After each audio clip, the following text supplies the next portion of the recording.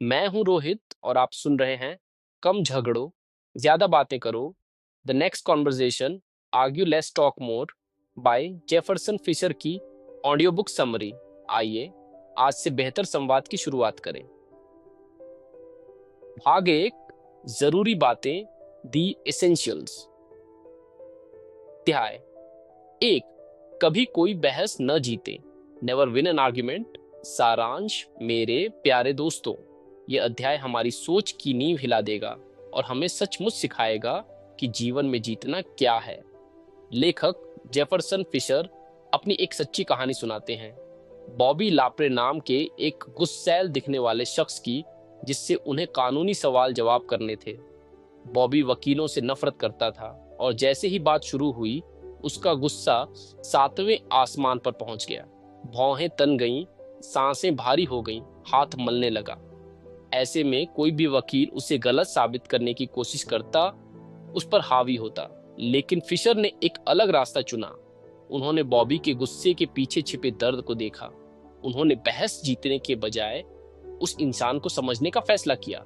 जब बॉबी गुस्से में फूट पड़ा और बोला, मैं तुम पर उतना भी भरोसा नहीं करता जितना तुम्हें फेंक सकता हूं, जिरेनिया।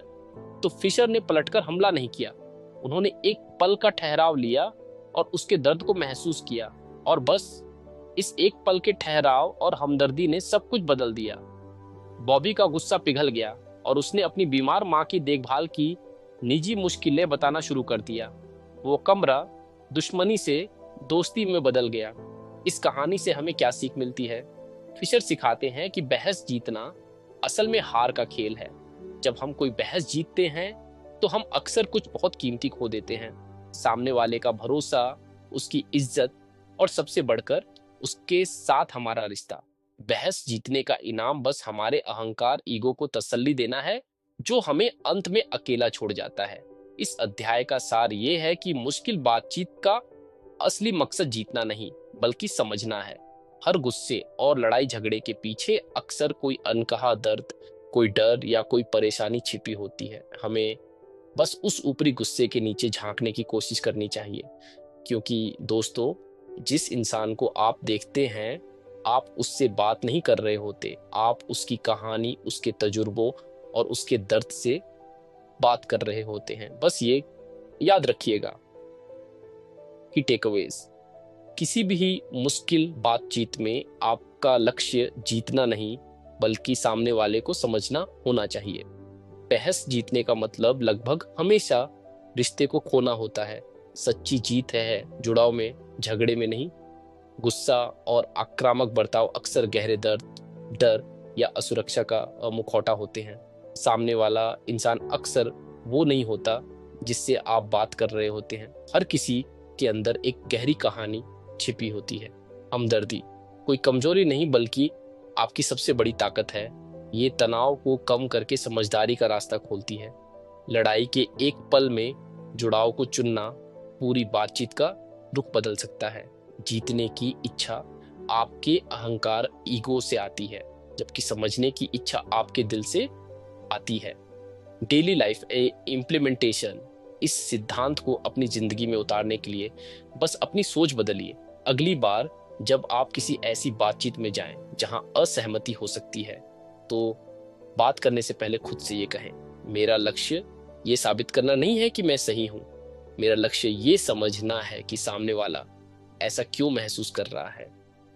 जब बातचीत गर्मागर्म होने लगे तो तुरंत जवाब देने के बजाय एक पल रुकें और खुद से पूछें, इस गुस्से के पीछे का असली दर्द क्या हो सकता है?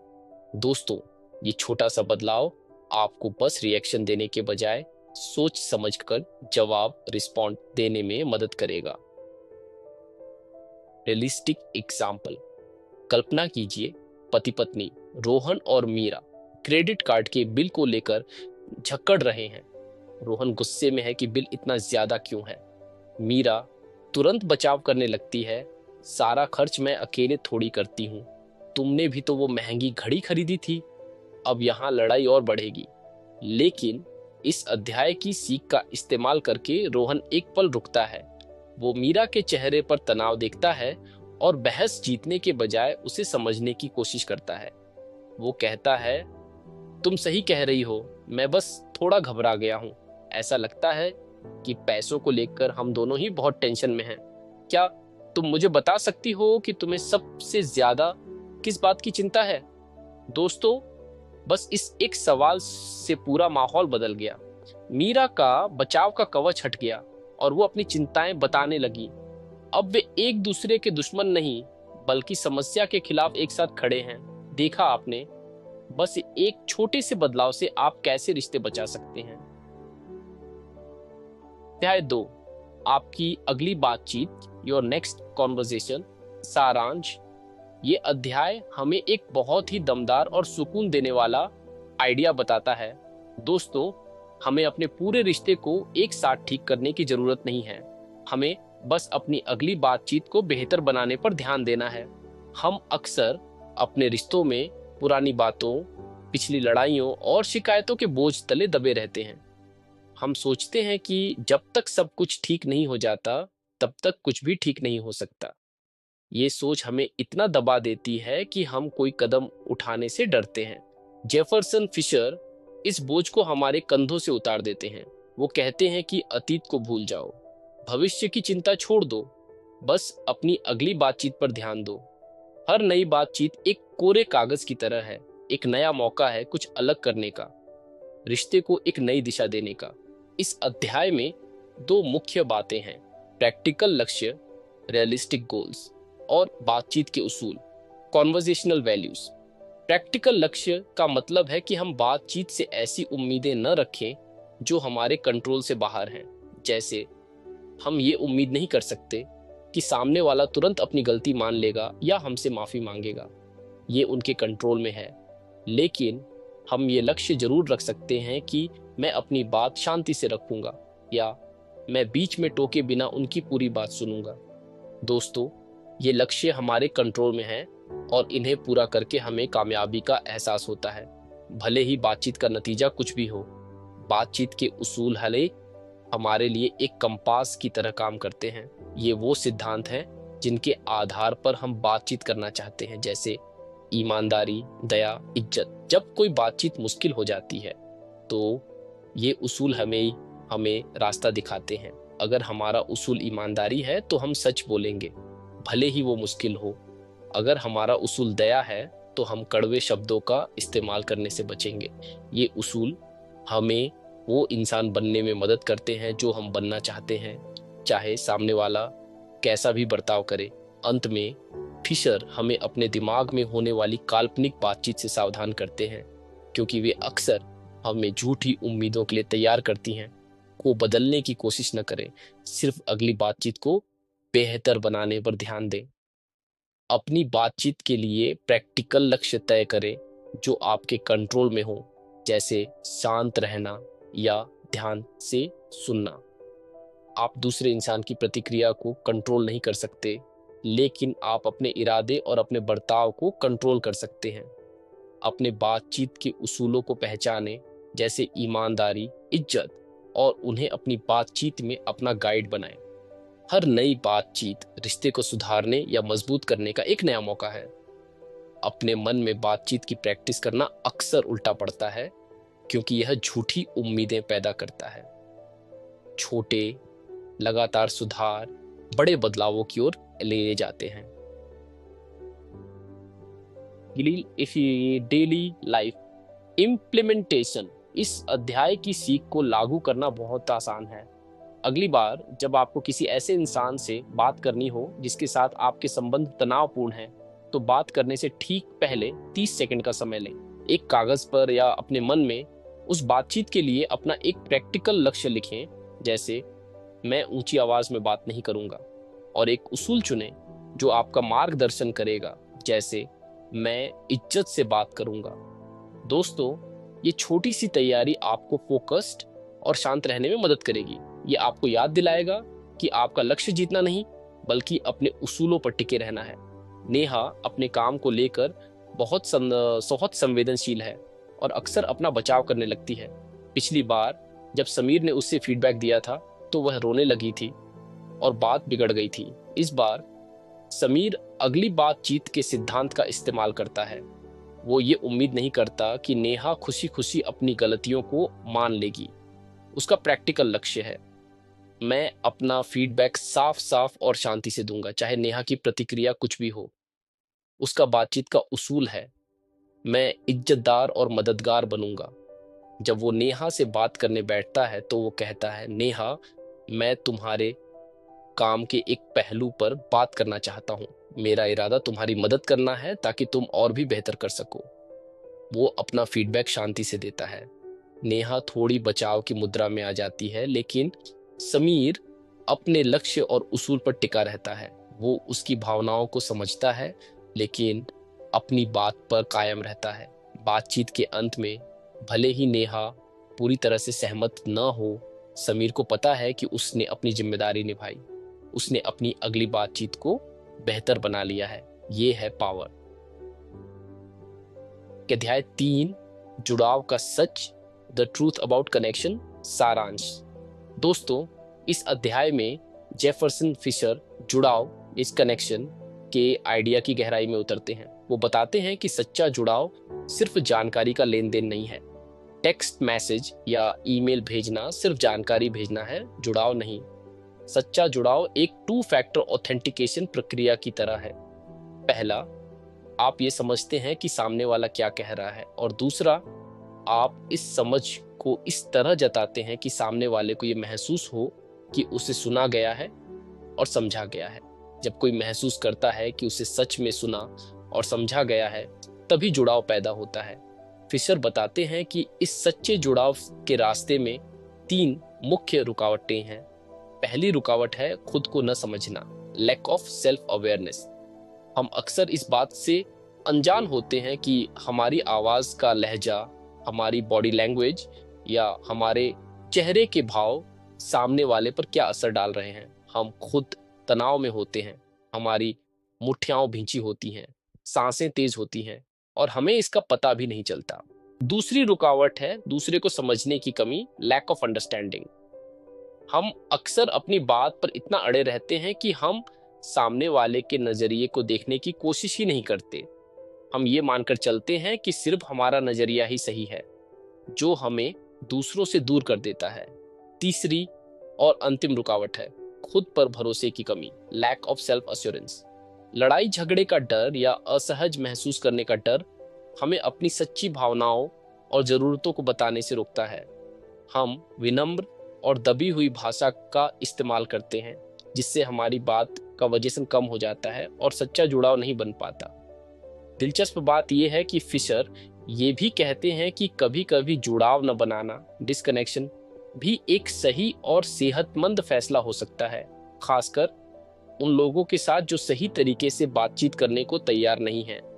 दोस्तों, ये अध्याय हमें सिखाता है कि जुड़ाव एक सचेत कोशिश है, जिसके लिए खुद को समझना, हमदर्दी और हिम्मत की जरूरत होती है। की टेकअवेज, सच्चा जुड़ाव सिर्फ जानकारी बांटना नहीं है, बल्कि यह महसूस कराना है कि सामने वाले को सुना और समझा गया है। जुड़ाव एक 2 तरफा प्रक्रिया है, समझना और समझे जाने का एहसास कराना। डिजिटल बातचीत, टेक्स्ट, ईमेल अक्सर जुड़ाव बनाने में नाकाम रहती है, क्योंकि इसमें इमोशनल गहराई की कमी होती है। जुड़ाव में पहली रुकावट खुद को न समझना है। हम नहीं जानते कि हम दूसरों पर क्या असर डाल रहे हैं। दूसरी रुकावट दूसरे के नजरिए को समझने की कोशिश न करना है। तीसरी रुकावट खुद पर भरोसे की कमी है, जो हमें अपनी जरूरतों को साफ साफ बताने से रोकती है। कभी कभी किसी ऐसे इंसान से जुड़ाव तोड़ना जो आपके लिए जहरीला है, एक सेहतमंद फैसला होता है। दैनिक जीवन में उपयोग, डेली लाइफ इम्प्लीमेंटेशन। इस अध्याय की सीख को अपने जीवन में उतारने के लिए एक आसान सी प्रैक्टिस करें। पहले मानो, फिर बोलो। अगली बार जब कोई आपसे अपनी समस्या या विचार साझा करे, तो अपनी राय या सलाह देने से पहले बस ये मान ले कि आपने उन्हें सुना है। आप ऐसा कुछ कह सकते हैं, मैं समझ सकता हूँ कि तुम ऐसा क्यों महसूस कर रहे हो, या जो मैं सुन रहा हूँ वो ये है कि, या ये सुनने में वाकई मुश्किल लग रहा है। दोस्तों, ये छोटी सी आदत सामने वाले को महसूस कराएगी कि आप सच में उनकी परवाह करते हैं और उन्हें समझते हैं, जिससे एक गहरा जुड़ाव बनेगा। वास्तविक उदाहरण, रियलिस्टिक एग्जाम्पल। एक किशोर आरव अपनी माँ के पास आता है और शिकायत करता है कि उसके दोस्त उसे एक ट्रिप पर चिढ़ा रहे हैं क्योंकि उसके पास नया स्मार्टफोन नहीं है। माँ की पहली प्रतिक्रिया हो सकती है, तुम्हारे पास जो फोन है वो बिल्कुल ठीक है, तुम्हें हमेशा नई चीजें क्यों चाहिए। ये एक जानकारी पर आधारित प्रतिक्रिया है जो आरव को और दूर कर देगी, लेकिन जुड़ाव के सिद्धांत का इस्तेमाल करते हुए माँ पहले मानती है। वो कहती है, बेटा, मैं समझ सकती हूँ कि जब दोस्त मजाक उड़ाते हैं तो कितना बुरा लगता है। ये सुनकर मुझे भी दुख हुआ कि तुम्हें ऐसा महसूस करना पड़ा। उसने अभी तक कोई समाधान नहीं दिया है, कोई सलाह नहीं दी है। उसने बस आरव की भावना को सुना और समझा है। इस स्वीकृति से आरव को लगता है कि उसकी माँ उसकी तरफ है। अब वो अपनी माँ के साथ अपनी भावनाओं को और अधिक खुलकर बताने के लिए तैयार है और वे मिलकर इस स्थिति के बारे में बात कर सकते हैं। देखा, यहाँ एक सच्चा जुड़ाव बना है। भाग 2, अमल में लाना, द एप्लीकेशन। अध्याय 4, नियंत्रण से कहें, खुद को नियंत्रित करें। Say it with control, control yourself. सारांश दोस्तों, ये अध्याय हमें बहस के पीछे की साइंस की दुनिया में ले जाता है। फिशर बताते हैं कि जब हम किसी लड़ाई झगड़े में पड़ते हैं तो हमारा शरीर 2 फेज से गुजरता है, गुस्से का उबाल, इग्निशन फेज, और शांत होने का फेज, कूलिंग फेज। गुस्से का उबाल आपकी लड़ो या भागो, फाइट और फ्लाइट वाली प्रतिक्रिया है। जब हमें कोई खतरा महसूस होता है, चाहे वो शारीरिक हो या मानसिक, जैसे कोई हमारी पहचान पर हमला करे या हमारी राय को चुनौती दे, तो हमारे दिमाग का एक हिस्सा, जिसे एमिगडाला कहते हैं, एक्टिव हो जाता है। ये शरीर में एड्रेनालाइन छोड़ता है, हमारे दिल की धड़कन बढ़ाता है और हमारी मांसपेशियों में तनाव पैदा करता है। इस फेज में हमारे दिमाग का सोचने समझने वाला हिस्सा, प्रीफ्रंटल कॉर्टेक्स, लगभग बंद हो जाता है। हम सोच समझकर जवाब नहीं दे रहे होते, हम बस रिएक्ट कर रहे होते हैं। फिशर इस गुस्से के उबाल को शुरू करने वाली चीजों को ट्रिगर्स कहते हैं। ये ट्रिगर शारीरिक हो सकते हैं, जैसे किसी की ऊंची आवाज या आक्रामक बॉडी लैंग्वेज, या मानसिक, जैसे जब कोई हमारी काबिलियत पर सवाल उठाता है या हमें नीचा दिखाता है। इस अध्याय का मुख्य मकसद हमें अपने निजी ट्रिगर्स को पहचानने में मदद करना है। जब हम ये जान जाते हैं कि कौन सी बातें या कौन सा बर्ताव हमें गुस्से के उबाल में धकेल देता है, तो हम उस पर काबू पाने की दिशा में पहला कदम उठाते हैं। ये समझना कि ये एक शारीरिक प्रक्रिया है, हमें खुद को और दूसरों को कम आंकने में मदद करता है। जब कोई हम पर चिल्लाता है तो ये सोचने के बजाय कि ये कितना बुरा इंसान है, हम ये सोच सकते हैं कि ये व्यक्ति अपने गुस्से के उबाल वाले फेज में है। ये नजरिया हमें व्यक्तिगत रूप से हमला महसूस करने से बचाता है और हमें शांत रहने में मदद करता है। दोस्तों, खुद पर काबू पाने का ये पहला नियम खुद को जानने से शुरू होता है। की टेकअवेज, बहस एक शारीरिक प्रतिक्रिया है। आपका शरीर एक महसूस किए गए खतरे पर रिएक्ट कर रहा है। गुस्से के उबाल वाले फेज में आपकी भावनाएं हावी हो जाती हैं और सोचने समझने की शक्ति दब जाती है। शांत होने वाले फेजों में ही आप फिर से साफ ही सोच सकते हैं, लेकिन इसमें समय लगता है। अपने निजी ट्रिगर्स को पहचानें। कौन से शब्द, लहजे या हालात आपको इमोशनली अस्थिर करते हैं। ये समझना कि ये एक शारीरिक प्रक्रिया है, लड़ाई को व्यक्तिगत रूप से लेने से रोकने में मदद करता है। खुद पर काबू पाने की चाबी खुद को जानना है। पहले पहचानें, फिर काबू करें। आप दूसरे इंसान को कंट्रोल नहीं कर सकते, लेकिन आप अपनी अंदरूनी प्रतिक्रिया को कंट्रोल करना सीख सकते हैं। दैनिक जीवन में उपयोग, डेली लाइफ इम्प्लीमेंटेशन। अगले 1 हफ्ते के लिए एक ट्रिगर जर्नल बनाएं। जब भी आप किसी बातचीत में गुस्सा, निराश या बचाव की मुद्रा में महसूस करें, तो उस पल को नोट करें। लिखें कि क्या हुआ, किसने क्या कहा और आपने शारीरिक रूप से कैसा महसूस किया? क्या आपका दिल तेजी से धड़का? क्या आपके जबड़े भींच गए? दोस्तों, इस अभ्यास का मकसद खुद को आंकना नहीं है, बल्कि केवल जानकारी इकट्ठा करना है। हफ्ते के अंत में आप अपने ट्रिगर्स के बारे में एक पैटर्न देखना शुरू कर देंगे, जो उन्हें भविष्य में संभालने की दिशा में पहला कदम है। वास्तविक उदाहरण, रियलिस्टिक एग्जाम्पल। एक टीम मीटिंग के दौरान एक सहकर्मी करण प्रिया के आइडिया को सबके सामने खारिज कर देता है और कहता है ये तो कभी काम नहीं करेगा। प्रिया को तुरंत अपने पेट में एक गांठ महसूस होती है, उसका चेहरा गर्म हो जाता है और उसका दिल तेजी से धड़कने लगता है। ये उसका गुस्से का उबाल है। पुरानी प्रिया तुरंत पलटकर जवाब देती, तुम्हें कैसे पता? तुमने तो इसे समझने की कोशिश भी नहीं की। और बहस शुरू हो जाती। लेकिन नई जागरूक प्रिया अपने शारीरिक संकेतों को पहचानती है। वो मन में सोचती है, ओके, ये मेरा ट्रिगर है, मुझे खारिज किया जाना पसंद नहीं है, मैं गुस्से के उबाल वाले फेज में हूँ। इस जागरूकता के कारण वो एक इमोशनल रिएक्शन देने के बजाय एक गहरी सांस लेती है। ये उसे सोचने के लिए एक पल देता है। फिर वो शांति से कहती है, ये करण, मैं तुम्हारे नजरिए की सराहना करती हूँ। क्या तुम मुझे विस्तार से बता सकते हो कि तुम्हें इसमें क्या चुनौतियां दिख रही हैं? देखा दोस्तों, उसने बहस को एक रचनात्मक चर्चा में बदल दिया, सिर्फ इसलिए क्योंकि उसने अपने गुस्से के उबाल को पहचाना और काबू किया। अध्याय 5, नियंत्रण से कहें, पल को नियंत्रित करें। Say it with control, control the moment. सारांश, पिछले अध्याय में हमने बहस के पीछे की साइंस को समझा। इस अध्याय में जेफरसन फिशर हमें 3 बहुत ही प्रैक्टिकल और दमदार तरीके बताते हैं, जिनका इस्तेमाल हम उसी पल में खुद को कंट्रोल करने के लिए कर सकते हैं जब हम गुस्से के उबाल वाले फेज में जा रहे हों। ये तकनीकें हमें इमोशनल रिएक्शन देने से रोकती हैं और हमें एक सोचा समझा जवाब चुनने का समय देती है। पहला तरीका है बातचीत वाली सांस, द कॉन्वर्जेशनल ब्रेथ। ये सिर्फ एक गहरी सांस नहीं है, बल्कि एक खास तकनीक है।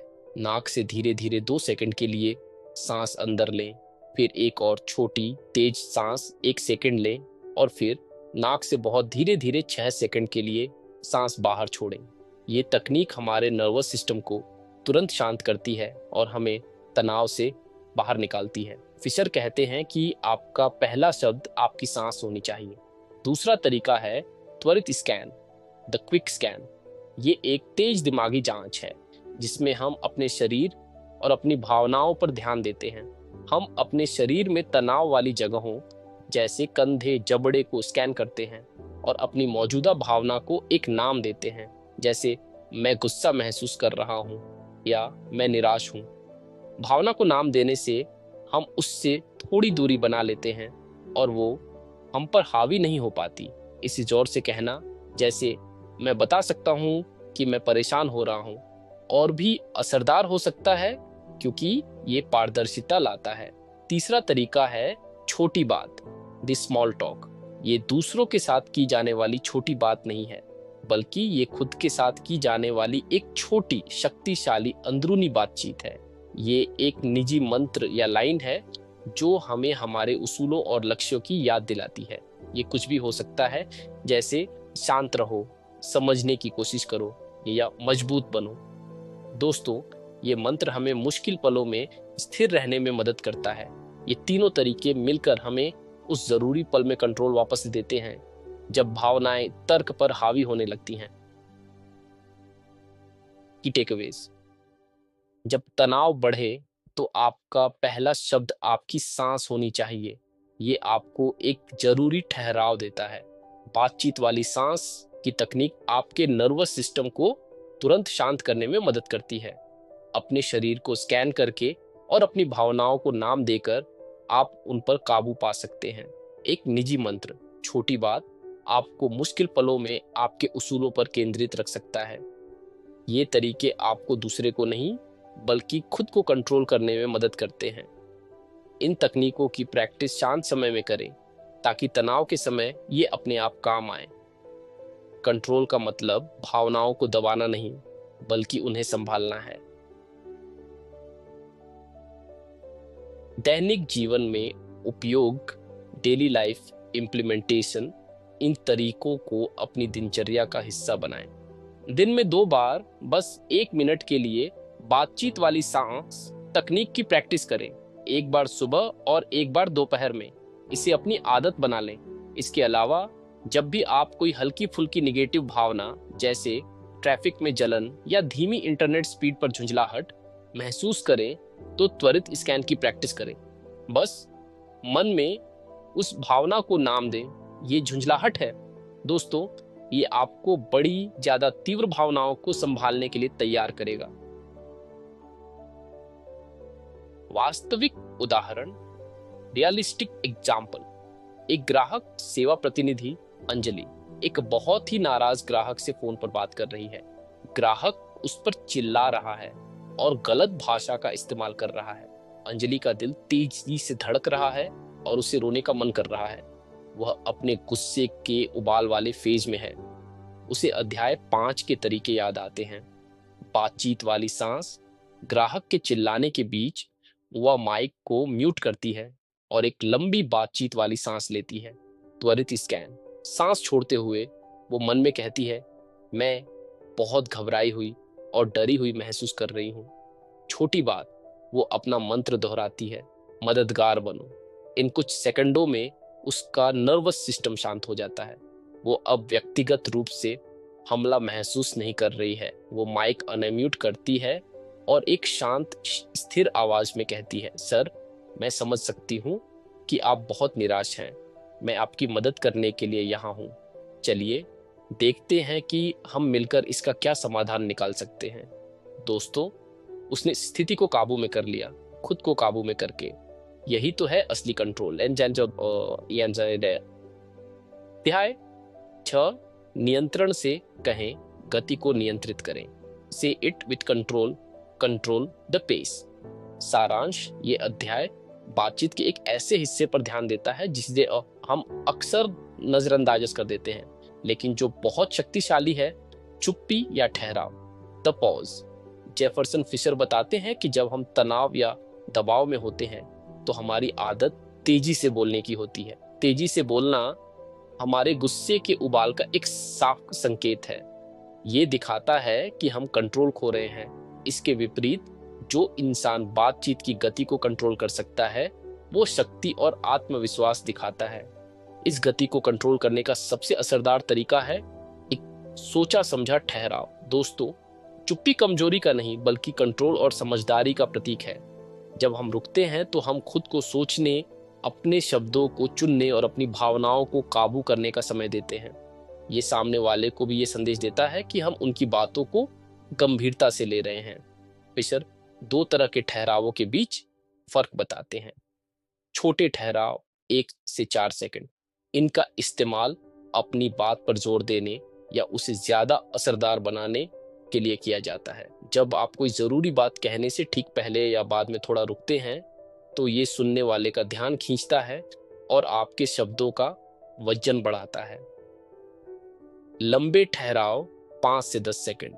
ये ज्यादा रणनीतिक होते हैं और खास तौर पर असभ्य, अनुचित या झूठे बयानों का सामना करने के लिए इस्तेमाल किए जाते हैं। जब कोई कुछ अपमानजनक कहता है और आप तुरंत जवाब देने के बजाय बस चुपचाप उन्हें देखते हैं, तो ये असहजता पैदा करता है। ये उस इंसान को अपने ही शब्दों पर सोचने के लिए मजबूर करता है और दबाव वापस उन पर डाल देता है। दोस्तों, ये बिना एक शब्द कहे एक बहुत शक्तिशाली जवाब है। ये अध्याय हमें सिखाता है कि हम हमेशा बातचीत की गति के कंट्रोल में होते हैं। हमें हर बात का तुरंत जवाब देने की जरूरत नहीं है। चुप्पी का सही इस्तेमाल करके हम तनावपूर्ण स्थितियों को शांत कर सकते हैं और ज्यादा असरदार ढंग से बात कर सकते हैं। और कंट्रोल का संकेत है, कमजोरी का नहीं। तेजी से बोलना अक्सर इस बात का संकेत है कि आप अपनी भावनाओं के कंट्रोल में हैं, तर्क के नहीं। एक ठहराव आपको रिएक्ट करने के बजाय सोच समझकर जवाब देने का कीमती समय देता है। छोटे ठहराव आपके शब्दों को असरदार बनाते हैं और दिखाते हैं कि आप विचारशील हैं। लंबे ठहराव असभ्य या अनुचित बर्ताव को असरदार ढंग से बेअसर कर सकते हैं। आप बातचीत की गति को कंट्रोल करते हैं। आपको हर बात का तुरंत जवाब देने के लिए मजबूर महसूस नहीं करना चाहिए। चुप्पी का सही इस्तेमाल लड़ाई को बढ़ाने के बजाय उसे कम कर सकता है। दैनिक जीवन में उपयोग, डेली लाइफ इम्प्लीमेंटेशन। इस तकनीक की प्रैक्टिस करने का एक आसान तरीका है 2 सेकंड का नियम। अपनी अगली कुछ बातचीत में, खास तौर पर काम पर, जब भी कोई आपसे कोई सवाल पूछे तो जवाब देने से पहले जानबूझकर 2 सेकंड के लिए रुकें। बस 2 सेकंड। आप देखेंगे कि ये छोटा सा ठहराव आपको ज्यादा आत्मविश्वासी और विचारशील महसूस कराता है। ये आपको ज्यादा साफ साफ सोचने में भी मदद करेगा। जब आप इसमें सहज हो जाएं, तो आप अलग अलग स्थितियों में लंबे ठहराव का इस्तेमाल करने की कोशिश कर सकते हैं। वास्तविक एक उदाहरण, रियलिस्टिक एग्जाम्पल। एक परफॉर्मेंस रिव्यू के दौरान एक मैनेजर श्री शर्मा अपने कर्मचारी राहुल से कहते हैं, राहुल, तुम्हारी पिछली तिमाही के बिक्री के आंकड़े थोड़े निराशाजनक थे। ऐसा लगता है कि तुम उतनी कोशिश नहीं कर रहे हो। राहुल का पहला रिएक्शन खुद का बचाव करना है। नहीं सर, मैंने बहुत मेहनत की, बाजार खराब था।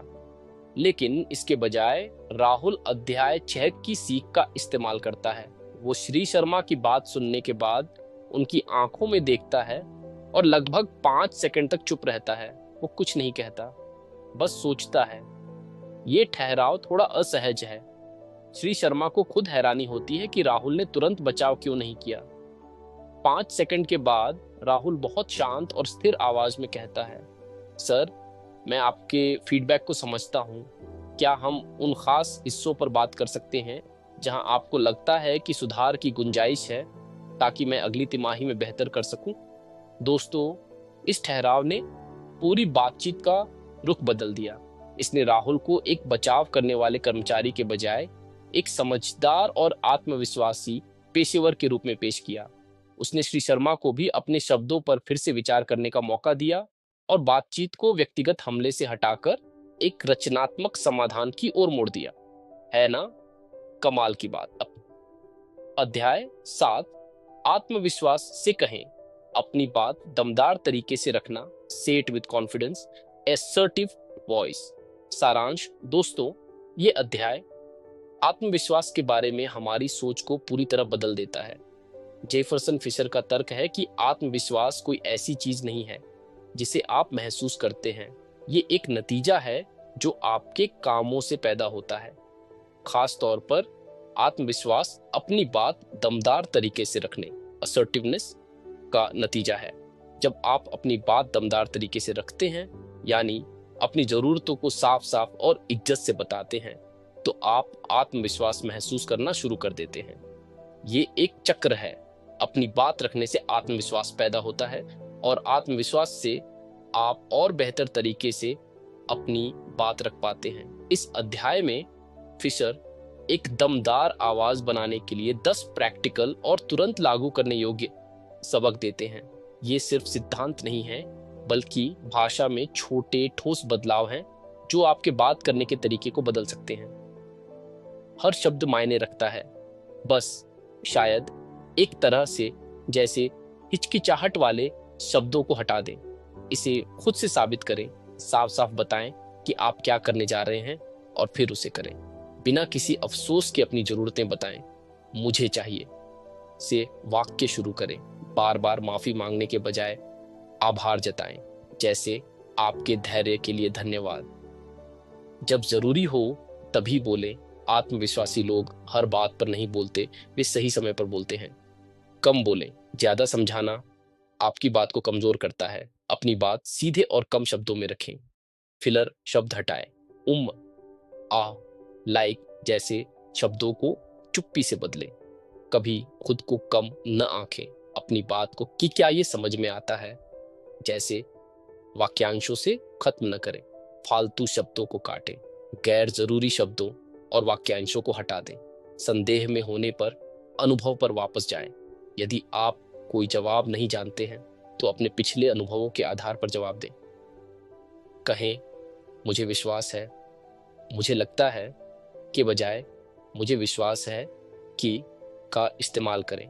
इन भाषाई बदलावों के अलावा फिशर आवाज के लहजे ऊपर जाने के बजाय नीचे की ओर मोड़ना, आंखों से संपर्क और एक साफ सधी हुई गति से बोलने के महत्व पर भी जोर देते हैं। दोस्तों, ये अध्याय आत्मविश्वास को एक रहस्यमयी भावना से एक सीखी जा सकने वाली कला में बदल देता है। की टेकअवेज। आत्मविश्वास एक एहसास नहीं है, ये अपनी बात दमदार तरीके से रखने का एक नतीजा है। अपनी भाषा से हिचकिचाहट और कमजोर करने वाले शब्दों बस शायद को हटा दें। माफी मांगने के बजाय आभार जताना ज्यादा शक्तिशाली है। जैसे परेशान करने के लिए खेद है के बजाय आपके समय के लिए धन्यवाद। कम शब्दों में बात करना आत्मविश्वास का प्रतीक है। ज्यादा बोलना अक्सर असुरक्षा को दिखाता है। फिलर शब्दों की जगह चुप्पी का इस्तेमाल करें, ये आपको ज्यादा विचारशील दिखाता है। अपनी जरूरतों को सीधे मुझे चाहिए कहकर बताना आपका अधिकार है। मुझे लगता है को मुझे विश्वास है से बदलना आपकी धारणा को तुरंत बदल देता है। दैनिक जीवन में उपयोग, डेली लाइफ इम्प्लीमेंटेशन। एक हफ्ते के लिए एक दमदार आवाज की चुनौती मिले। केवल एक नियम पर ध्यान दें, अपनी ईमेल, टेक्स्ट संदेशों और बातचीत से बस जस्ट शब्द को खत्म करने की कोशिश करें। उदाहरण के लिए, मैं बस ये जांचना चाहता था लिखने के बजाय लिखें मैं जांच कर रहा हूं, या मैं बस ये कहना चाहता था के बजाय सीधे अपनी बात कहें। आप पाएंगे कि ये छोटा सा बदलाव आपकी भाषा को कितना ज्यादा सीधा और आत्मविश्वासी बनाता है। वास्तविक उदाहरण, रियलिस्टिक एग्जाम्पल। अमन एक वेतन वृद्धि सैलरी नेगोशिएशन के लिए अपने बॉस से बात कर रहा है। अमन का पुराना कम आत्मविश्वासी तरीका, सर मैं बस ये कहना चाहता था कि मैं यहाँ काफी समय से काम कर रहा हूँ और मुझे लगता है कि मैं शायद थोड़ी वेतन वृद्धि का हकदार हूँ। मैं एक तरह से उम्मीद कर रहा था कि हम लगभग 15% की वृद्धि के बारे में बात कर सकते हैं, अगर ये आपको ठीक लगे। क्या ये समझ में आता है? दोस्तों, ये भाषा हिचकिचाहट, अनिश्चितता और मंजूरी की जरूरत से भरी है। अमन का नया दमदार तरीका, अध्याय 7 की सीख का इस्तेमाल करके। सर, मैं अपनी भूमिका और सैलरी पर चर्चा करने के लिए ये बैठक चाहता था। पिछले साल मेरे योगदान और हमारे द्वारा हासिल किए गए नतीजों के आधार पर मुझे विश्वास है कि 15% की वेतन वृद्धि मेरे काम के मूल्य को दर्शाएगी। मैं इस पर आपके विचार सुनना चाहूंगा। देखा, ये भाषा सीधी, तथ्यों पर आधारित और आत्मविश्वासी है। ये एक अनुरोध नहीं बल्कि एक पेशेवर प्रस्ताव है। इसने पूरी बातचीत की गतिशीलता को बदल दिया है। अध्याय 8, आत्मविश्वास से कहें मुश्किल लोग, से it with confidence, difficult people. सारांश। दोस्तों, ये अध्याय हमें उन लोगों से निपटने के लिए एक प्रैक्टिकल टूलकिट देता है जो जानबूझकर मुश्किल, असभ्य या चालाकी भरा बर्ताव करते हैं। जेफरसन फिशर का मुख्य तर्क ये है कि आप मुश्किल लोगों को बदल नहीं सकते, लेकिन आप आत्मविश्वास और कंट्रोल के साथ बातचीत को संभाल सकते हैं। लक्ष्य उनके बर्ताव को ठीक करना नहीं है, बल्कि अपनी इज्जत और शांति बनाए रखना है। ये अध्याय खास स्थितियों के लिए कुछ तैयार वाक्यांशों की एक श्रृंखला देता है। उदाहरण के लिए, जब कोई अपमानजनक या नीचा दिखाने वाली टिप्पणी करता है तो फिशर एक 3 स्टेप वाला तरीका बताते हैं। एक लंबा ठहराव लें, धीरे धीरे उनके शब्दों को दोहराएं और फिर चुप रहें। ये तकनीक दबाव को वापस उन पर डाल देती है और उन्हें अपने शब्दों की अनुचितता का सामना करने के लिए मजबूर करती है। जब कोई आपको बीच में टोकता है तो सलाह ये है कि इसे एक बार होने दें, लेकिन अगर ये दोबारा होता है तो उनका नाम लें और दृढ़ता से कहें, अमित, मैंने अभी अपनी बात पूरी नहीं की है। ये सीधा और सम्मानजनक है। असहमति जताने के लिए भी मैं असहमत हूँ जैसे टकराव वाले वाक्यांशों के बजाय फिशर, मैं चीजों को अलग तरह से देखता हूँ या मेरा नजरिया अलग है, जैसे नरम वाक्यांशों का सुझाव देते हैं। ये आपकी स्थिति को साफ करता है, बिना ये कहे कि वे गलत हैं। गैस लाइटिंग, जब कोई आपको आपकी अपनी सच्चाई पर शक करने के लिए मजबूर करता है। का सामना करने के लिए फिशर मैं चीजों को अलग तरह से याद रखता हूँ जैसे दृढ़ वाक्यांशों की सलाह देते हैं। ये उनके संस्करण को स्वीकार किए बिना आपकी सच्चाई पर कायम रहता है। अध्याय का एक जरूरी सबक ये है कि मुश्किल लोग अक्सर तारीफ या उकसावे का खेल खेलते हैं। वे या तो चाहते हैं कि आप उनकी तारीफ करें या वे आपको प्रतिक्रिया के लिए उकसाते हैं। दोस्तों, सबसे अच्छी रणनीति है कि इस खेल को खेलने से ही इनकार कर दिया जाए। की टेकअवेज, आप मुश्किल लोगों को बदल नहीं सकते, लेकिन आप उनके साथ अपनी बातचीत को कंट्रोल कर सकते हैं। असभ्य बर्ताव का सामना करने के लिए ठहराव और उनके शब्दों को दोहराने की तकनीक का इस्तेमाल करें। बीच में टोकने वालों को सीधे लेकिन सम्मान पूर्वक संबोधित करें। मैं असहमत हूं कहने के बजाय मैं इसे अलग तरह से देखता हूं जैसे वाक्यांशों का इस्तेमाल करें। गैसलाइटिंग का मुकाबला करने के लिए अपनी सच्चाई पर दृढ़ रहें। मैं इसे अलग तरह से याद रखता हूं। मुश्किल लोग अक्सर तारीफ या उकसावे का खेल खेलते हैं। उस खेल में शामिल ना हो। आपका लक्ष्य उन्हें जीतना नहीं है, बल्कि अपनी शांति बनाए रखना है। दैनिक जीवन में उपयोग, डेली लाइफ इम्प्लीमेंटेशन। इन वाक्यांशों में से एक को चुनें जो आपके लिए सबसे ज्यादा जरूरी हो और उसे याद कर लें। इसे मन में कई बार दोहराएं ताकि जब आपको इसकी जरूरत हो तो ये अपने आप आए। उदाहरण के लिए, मैं चीजों को अलग तरह से देखता हूँ। वाक्यांश की प्रैक्टिस करें। इसे एक शांत तटस्थ स्वर में कहने की कल्पना करें। अगली बार जब आप किसी से असहमत हों तो बहस करने के बजाय इस वाक्यांश का इस्तेमाल करने की कोशिश करें। देखें कि ये बातचीत की गतिशीलता को कैसे बदलता है। वास्तविक उदाहरण, रियलिस्टिक एग्जाम्पल। एक पारिवारिक समारोह में एक रिश्तेदार आंटी जी प्रिया से कहती हैं, प्रिया, तुमने तो और वजन बढ़ा लिया है। तुम्हें अपनी सेहत का बिल्कुल ख्याल नहीं है। ये एक असभ्य और अपमानजनक टिप्पणी है। प्रिया के पास कई विकल्प हैं। बचाव वाली प्रतिक्रिया, नहीं आंटी जी, मेरा वजन तो उतना ही है। आप हमेशा मुझे ही क्यों टोकती हैं? ये बहस को बढ़ाएगा। चुप रहना और बाद में दुखी होना। वो कुछ नहीं कहती, लेकिन टिप्पणी उसे अंदर से खा जाती है। लेकिन प्रिया अध्याय 8 की तकनीक का इस्तेमाल करती है। लंबा ठहराव। वो आंटी जी को देखती है और कुछ सेकंड के लिए चुप रहती है। सवाल पूछना। फिर वो बहुत शांत स्वर में पूछती है, आंटी जी, क्या आपका इरादा मुझे दुख पहुंचाने का था?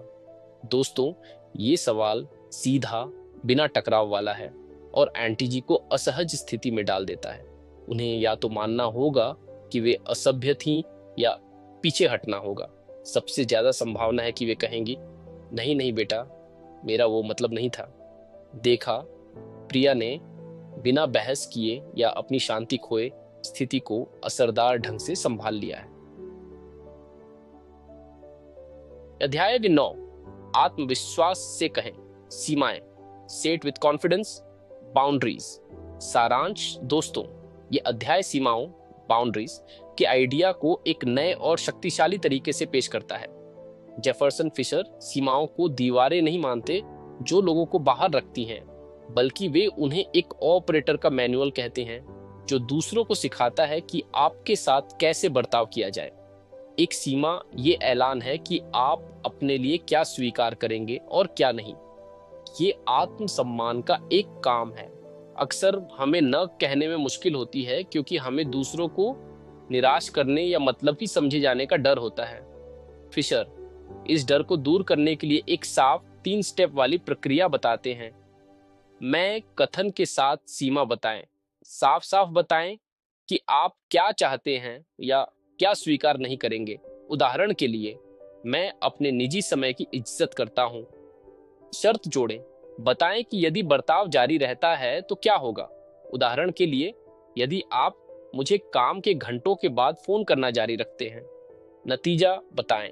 ये सबसे जरूरी कदम है। आपको एक ऐसा नतीजा बताना होगा जिससे आप लागू करने को तैयार हैं। तो मैं फोन का जवाब नहीं दे पाऊंगा। दोस्तों, एक सीमा बिना नतीजे के सिर्फ एक सुझाव है। जब आप नतीजा लागू करते हैं तो आप लोगों को सिखाते हैं कि आपकी सीमाओं की इज्जत करें। फिशर इस बात पर भी जोर देते हैं कि न एक पूरा वाक्य है। आपको अपनी न को सही ठहराने के लिए लंबे चौड़े बहाने बनाने की जरूरत नहीं है। आप विनम्रता से लेकिन दृढ़ता से मना कर सकते हैं। यदि कोई आपकी सीमा पर गुस्सा करता है तो ये इस बात का संकेत है कि सीमा काम कर रही है और इसकी वाकई में जरूरत थी। दीवारें नहीं हैं, वे निर्देश हैं कि लोग आपके साथ कैसे बर्ताव करें। एक असरदार सीमा के 3 हिस्से होते हैं: कथन, शर्त और नतीजा।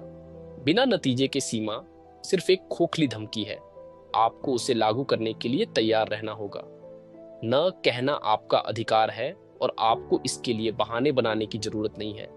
विनम्रता से लेकिन दृढ़ता से न कहना आत्मसम्मान का एक शक्तिशाली काम है। यदि लोग आपकी नई सीमाओं पर नेगेटिव प्रतिक्रिया देते हैं तो इसका मतलब है कि वे काम कर रही हैं।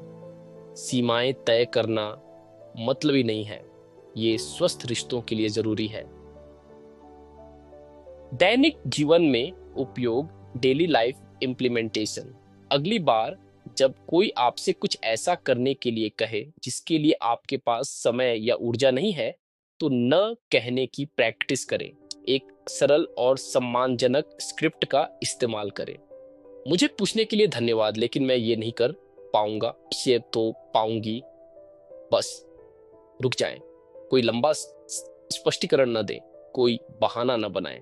ये शुरू में असहज महसूस हो सकता है, लेकिन हर बार जब आप ऐसा करते हैं तो ये आसान हो जाएगा और आपका आत्मसम्मान बढ़ेगा।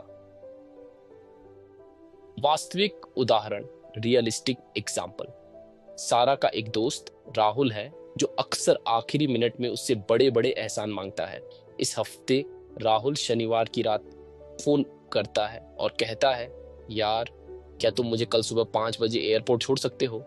सारा का पुराना तरीका, ओह 5 बजे? बहुत जल्दी है, लेकिन ठीक है, दोस्त के लिए इतना तो करना ही पड़ेगा। वो थकी हुई और नाराज महसूस करती है, लेकिन मना नहीं कर पाती।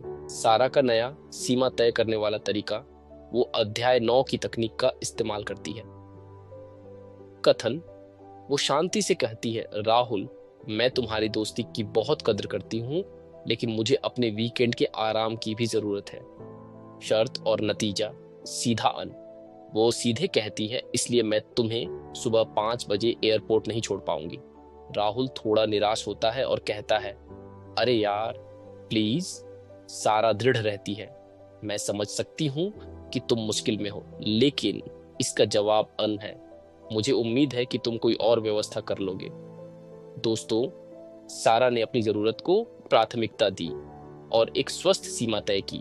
उसने राहुल को सिखाया कि वो उसके समय की इज्जत करे।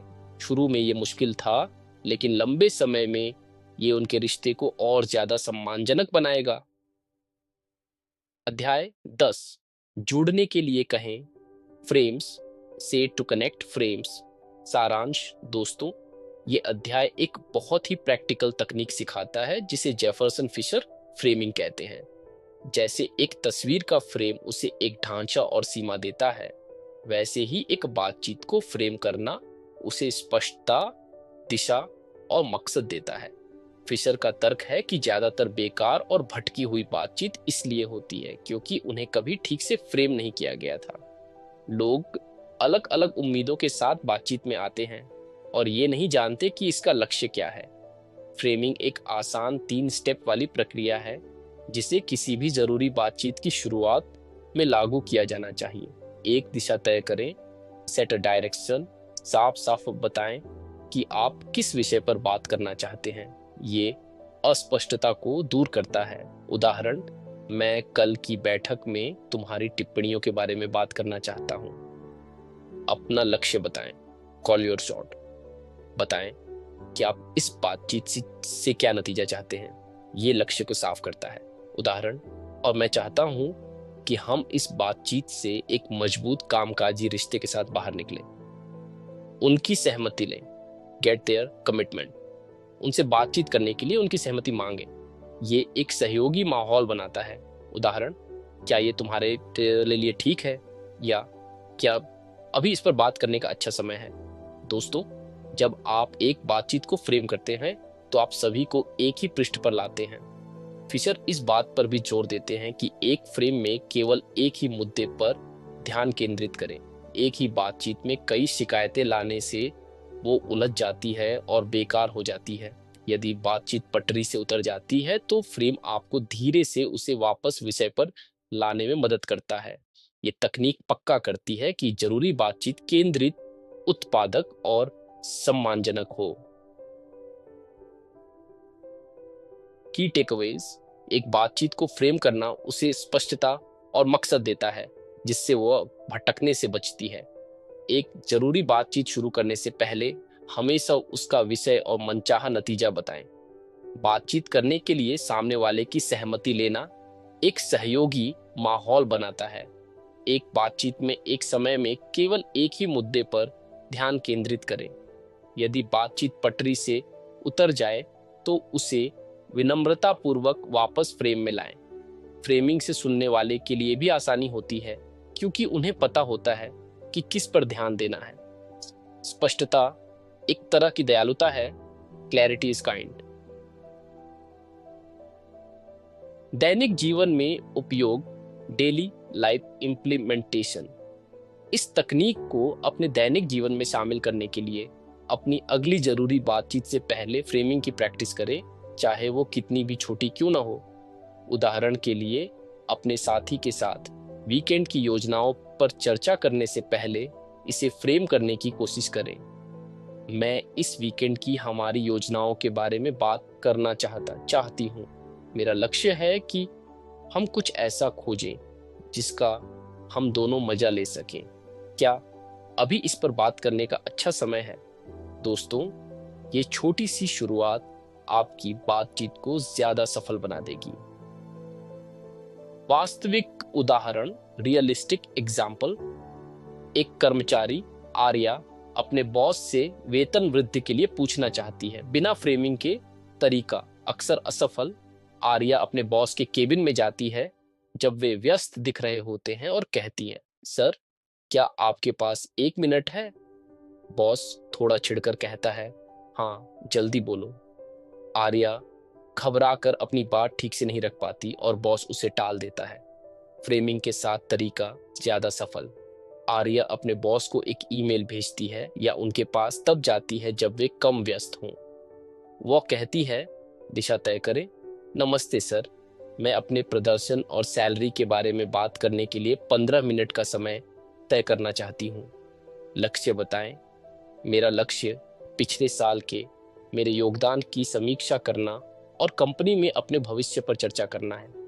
सहमति लें। क्या आप इसके लिए तैयार होंगे? आपके लिए अगले हफ्ते कौन सा समय ठीक रहेगा? दोस्तों, इस तरीके ने बॉस को मानसिक रूप से तैयार होने का समय दिया। इसने आर्या को एक गंभीर और पेशेवर कर्मचारी के रूप में पेश किया। बातचीत अब एक अचानक हमले के बजाय एक संरचित पेशेवर चर्चा है, जिससे आर्या की सफलता की संभावना बहुत बढ़ जाती है। अध्याय 11, जुड़ने के लिए कहें। बचाव की मुद्रा, सेट टू कनेक्ट डिफेंसिवनेस।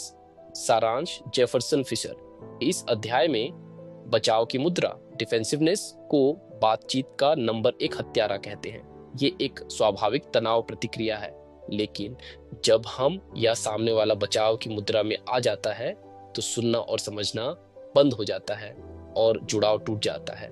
बचाव की मुद्रा इस डर से पैदा होती है कि हमें गलत समझा जा रहा है, हमारी आलोचना हो रही है या हम नाकाफी हैं। ये एक मनोवैज्ञानिक खतरा है जो हमें एक दीवार बनाने के लिए मजबूर करता है।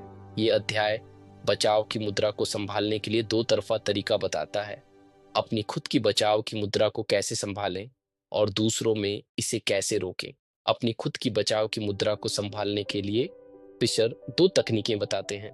पहली, जब आप खुद को बचाव की मुद्रा में महसूस करते हैं तो एक ठहराव लें और जिज्ञासु बने। Get curious. खुद से पूछें, मैं हैरान हूं कि वे ऐसा क्यों कह रहे हैं, या उनके इस बर्ताव के पीछे क्या हो सकता है। ये आपको व्यक्तिगत हमले से हटाकर एक विश्लेषणात्मक मानसिकता में ले जाता है। दूसरी तकनीक है, उनके शब्दों को जमीन पर गिरने दें।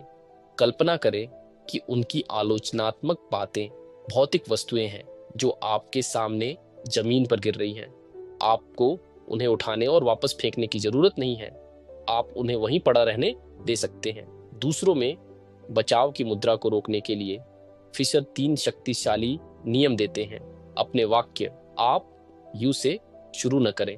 आप हमेशा देर से आते हैं कहने के बजाय मैं चिंतित हो जाता हूं जब आप समय पर नहीं आते कहें।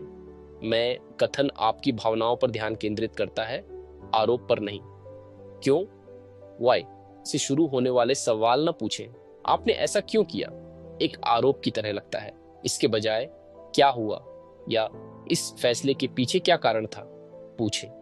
पहले उनकी बात स्वीकार करें, फिर अपनी बात कहें। अपनी बात रखने से पहले उनके नजरिए या भावनाओं को स्वीकार करें। उदाहरण के लिए, मैं समझता हूं कि आप निराश हैं मेरे नजरिए से। दोस्तों, ये उन्हें महसूस कराता है कि उन्हें सुना गया है और उनके बचाव की मुद्रा में आने की संभावना कम हो जाती है। टेकअवेज। बचाव की मुद्रा बातचीत में जुड़ाव को खत्म कर देती है क्योंकि ये सुनने की प्रक्रिया को रोक देती है। ये एक महसूस किए गए खतरे के प्रति एक स्वाभाविक शारीरिक प्रतिक्रिया है। अपनी बचाव की मुद्रा को नियंत्रित करने के लिए जिज्ञासु बने और उनके शब्दों को व्यक्तिगत रूप से न लें। दूसरों को बचाव की मुद्रा में लाने का सबसे तेज तरीका है आपसे वाक्य शुरू करना। आपके बजाय मैं का इस्तेमाल करें ताकि बातचीत आरोप के बजाय आपकी भावनाओं पर केंद्रित हो। आरोपात्मक क्यों के बजाय खुले अंत वाले क्या या कैसे का इस्तेमाल करें। अपनी बात कहने से पहले सामने वाले के नजरिए को स्वीकार करना उनकी बचाव की मुद्रा को कम करने का सबसे असरदार तरीका है। दैनिक जीवन में उपयोग, डेली लाइफ इम्प्लीमेंटेशन। अगली बार जब आप किसी बातचीत में खुद को बचाव की मुद्रा में महसूस करें तो जिज्ञासु बने। तकनीक का प्रयास करें। तुरंत जवाब देने के बजाय एक पल रुकें और मन में सवाल पूछें, ये दिलचस्प है, मैं हैरान हूं कि वे इस नतीजे पर कैसे पहुंचे। दोस्तों, ये छोटा सा मानसिक बदलाव आपको इमोशनल रिएक्शन से बाहर निकालेगा और आपको एक शांत, ज्यादा रचनात्मक जगह पर ले जाएगा। ये आपको व्यक्तिगत रूप से हमला महसूस करने से रोकेगा और आपको समस्या को हल करने पर ध्यान केंद्रित करने में मदद करेगा। वास्तविक उदाहरण, रियलिस्टिक एग्जाम्पल। एक पति अपनी पत्नी से कहता है, तुम घर की सफाई कभी ठीक से नहीं करती हो। बचाव वाली प्रतिक्रिया जो जुड़ाव को तोड़ती है। पत्नी तुरंत जवाब देती है, क्या मतलब है तुम्हारा, मैं ही तो सारा काम करती हूँ, तुम तो कभी कुछ करते नहीं हो। यहाँ दोनों बचाव की मुद्रा में आ गए हैं और अब ये एक लड़ाई है। जुड़ाव वाली प्रतिक्रिया, अध्याय 11 की सीख का इस्तेमाल करके। पत्नी एक गहरी सांस लेती है। वो बचाव की मुद्रा में महसूस कर रही है, लेकिन वो जिज्ञासु बनने का फैसला करती है। वो कहती है, स्वीकार करें, मैं सुन रही हूं कि तुम घर की सफाई से खुश नहीं हो। मैं कथन का इस्तेमाल करें, जब मैं ये सुनती हूं तो मुझे दुख होता है क्योंकि मुझे लगता है कि मैं बहुत मेहनत करती हूं। जिज्ञासु बने, क्या तुम मुझे बता सकते हो कि तुम्हें खास तौर पर क्या परेशान कर रहा है। दोस्तों, इस प्रतिक्रिया ने हमले को एक बातचीत में बदल दिया है। उसने अपनी भावनाओं को व्यक्त किया, मुझे दुख होता है, बिना आरोप लगाए। उसने उसके नजरिए को स्वीकार किया, तुम खुश नहीं हो, और फिर एक खुला सवाल पूछा। अब वे समस्या के बारे में बात कर सकते हैं, एक दूसरे पर हमला करने के बजाय। अध्याय 12, जुड़ने के लिए कहें, मुश्किल बातचीत, say it to connect difficult conversations.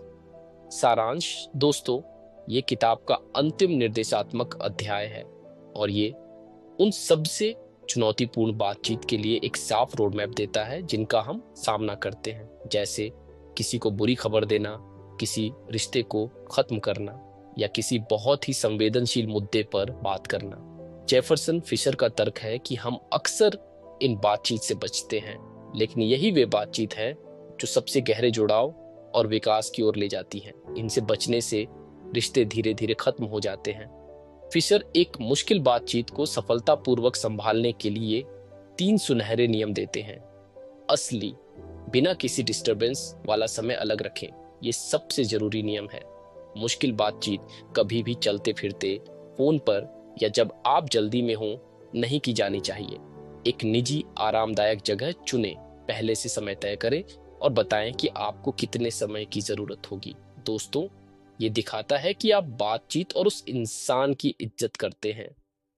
लंबी चौड़ी भूमिका न बांधें। Drop the pleasantries. जब आपको कोई बुरी खबर देनी हो तो लंबी चौड़ी भूमिका बांधना या झूठी छोटी मोटी बातें करना बेईमानी और चालाकी भरा लगता है। ये केवल सामने वाले की चिंता को बढ़ाता है।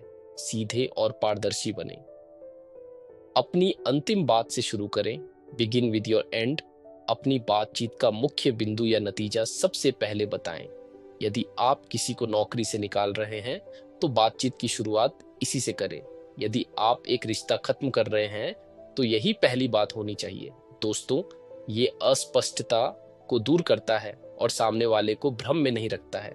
ये मुश्किल है, लेकिन ये दयालु और सम्मानजनक तरीका है। अध्याय इस बात पर भी प्रकाश डालता है कि जब कोई और आपके पास एक मुश्किल बातचीत लेकर आता है तो एक सुरक्षित इंसान कैसे बने।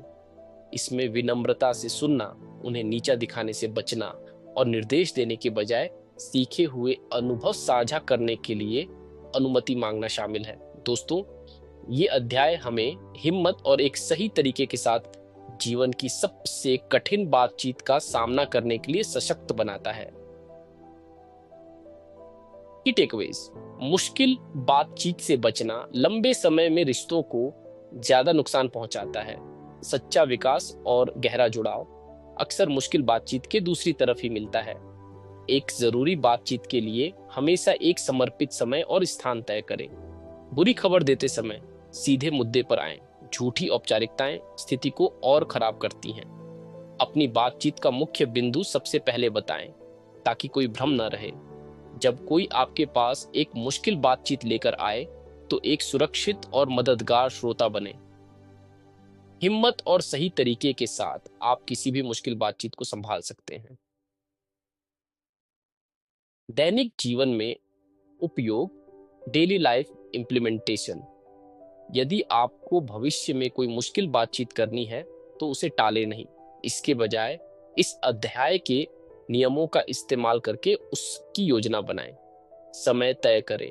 उस इंसान से कहें, मैं एक जरूरी विषय पर बात करना चाहता हूँ, क्या हम कल शाम को 30 मिनट के लिए मिल सकते हैं। अपना मुख्य बिंदु लिखें। एक कागज पर वो एक वाक्य लिखें जो आपकी बातचीत का मुख्य बिंदु है। उदाहरण, मुझे लगता है कि हमारे लिए अलग हो जाना सबसे अच्छा है। अभ्यास करें। उस वाक्य को जोर से कहने की प्रैक्टिस करें। दोस्तों, ये योजना आपको उस बातचीत में स्पष्टता और आत्मविश्वास के साथ प्रवेश करने में मदद करेगी। वास्तविक उदाहरण, रियलिस्टिक एग्जाम्पल। एक मैनेजर दीपा को अपनी टीम के एक अच्छे लेकिन खराब प्रदर्शन करने वाले सदस्य रोहन को जाने देना है। ये एक बहुत ही मुश्किल बातचीत है। पुराना अप्रभावी तरीका। दीपा रोहन को बुलाती है। वो 10 मिनट तक मौसम और क्रिकेट के बारे में बात करती है। रोहन भ्रमित है। फिर दीपा धीरे धीरे कहती है, देखो रोहन, कंपनी कुछ बदलावों से गुजर रही है और तुम्हारी भूमिका, ये अस्पष्ट, लंबा और रोहन के लिए पीड़ादायक है। नया प्रभावी तरीका, अध्याय 12 की सीख का इस्तेमाल करके। दीपा रोहन के साथ एक निजी बैठक तय करती है। जब रोहन आता है तो दीपा सीधे मुद्दे पर आती है।